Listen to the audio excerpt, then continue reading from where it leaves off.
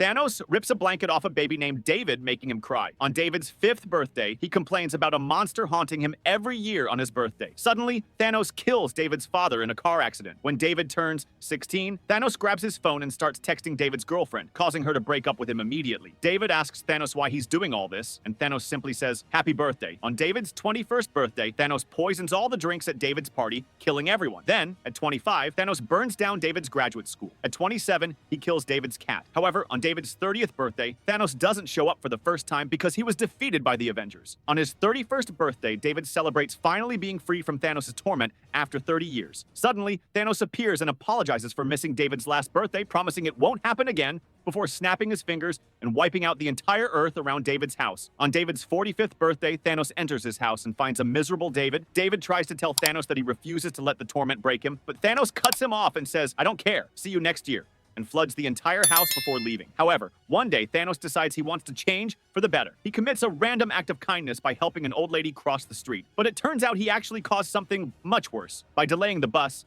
Thanos accidentally interrupted a chain of events that would have led to world peace. He prevented a woman named Stephanie from meeting another woman named Susan. Their meeting would have inspired Stephanie to end world hunger and cure all diseases. Since that meeting never happened, Stephanie's life was dull and meaningless. As Stephanie lay on her deathbed, minutes away from dying, Thanos found her and showed her visions of what could have been if he hadn't interfered, revealing that she was always destined for greatness. Stephanie realized her entire life had been stolen from her, and a single tear rolled down her face as Thanos walked away. It turns out Thanos had been doing all of this just to impress Death. But even after everything, she still wasn't impressed.